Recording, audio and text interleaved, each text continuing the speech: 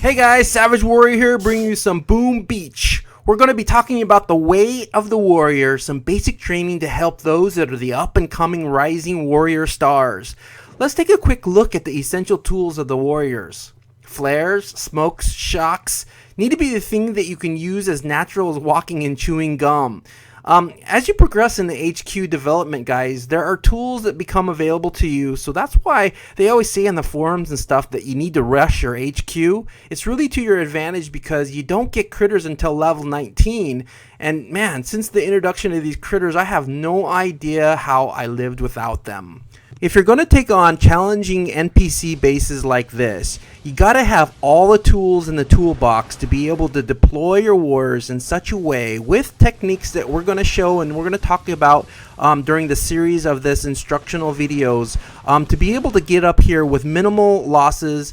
There's always Bob right there. He's got his head blown off by that boom cannon, and sometimes you can't do a lot about that, but you know, you can get around that HQ without a lot of losses, throwing critters and shocks and all these fancy stuff. But before we get to all of that, let's go down to the basics and talk about landings today, which is going to be my focus in this video. So the most basic landing is 2 smokes, deploying your troops with your thumb in the same location, which most people call flagging, and then quickly flaring to your target followed by immediate smoke. I'm just drawing out the locations of these smokes because you don't want them too close, because if you use them too close, then the outside guys are going to get hit. So that's where we're going to flag with our thumbs. We're not going to confuse that with a flare because we're going to flare directly to that flamethrower, and that's what we're going to do called anchoring. Anchoring means that we're going to surround that place and they're going to be able to chill and cool out while you collect your thoughts and figure out where you really want to go. So right here, 2 smokes flaring up there and then going right around that flamethrower. We're carefully up there, and then now followed by an additional flare and a smoke, we'll be able to get to the HQ without any losses. Now, I lost a few guys trying to retreat to show you the second scenario. This scenario is where you don't have an anchor, or you're trying to get to a location where you don't immediately have a structure to anchor around. So what we're going to do right there is we're going to flag right there, and then we're going to flare to the HQ and then smoke around it. Now, the difference between this is timing is really crucial. So you don't want to immediately flare, or else all the guys are going to spread out. So watch this. I'm going to flag right here. Wait. Now I'm going to flare, and now I'm going to smoke. And see, all those guys are going to be able to get up there without any losses, and be able to get around that HQ and survive that technique. So taking this over to a player base, let's take a look at this one where it is going to, the beach is going to be completely covered by rocket launchers and shock launchers.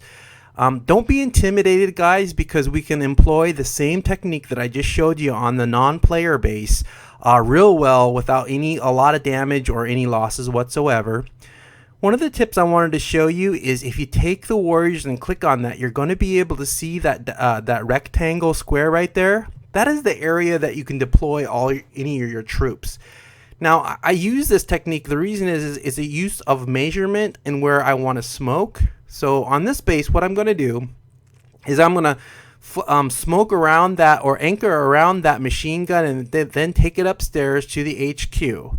Now, right here on the beach, as we did before, we're just going to double smoke right there. We're going to flag, and then we're going to flare to the machine gun, and then quickly smoke right behind the flare and take it upstairs.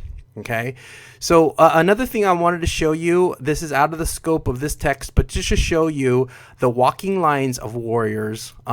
Warriors will most generally run in lines of 3.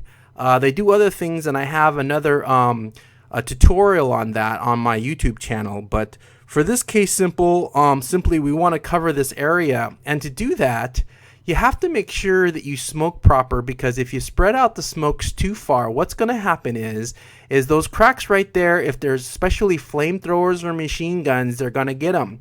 So what you want to do is imagine the widest part of a circle is a diameter, and so if you overlap the smokes a bit, you're going to decrease the risk or the chances of any defensive structures being able to get your guys. So that's how you do that. The other thing I wanted to throw at you guys is that walking lines generally walk in paths straight up and down, horizontal and vertical, and also in 45-degree angles. So I talk about that more later, and I'll get into that more in detailed in maybe another video. So go ahead and taking out these mines with a barrage. It's great because we get to take out a couple of structures and get some gunboat energy in return. And like I said before, we're going to throw down a couple smokes, and right in between that crack right there, we're going to throw down our free flags, quickly flare and smoke around the machine gun right there. Now go ahead and throw smoke is a good practice, but if your smokes haven't been upgraded enough, so you don't have much time, you might want to go ahead and flare first and then smoke, whichever way is easier at whatever level you are. So getting upstairs, we got around there without any losses whatsoever. I got critters, I got shocks, I can do all sorts of fancy stuff with it, but we will be able to get out this without very many losses. Those boom mines got me, but that's how you do it for the basic level. The last attack I'm going to show you is an operation attack I had about a couple days ago. And again, this is a good example because I show you how to do a 2-smoke landing.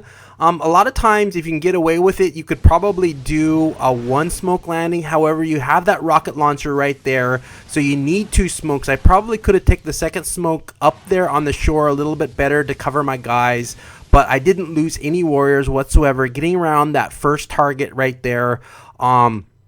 This is a totally different conversation, so it's going to be a different video about how to do warrior attacks on operations.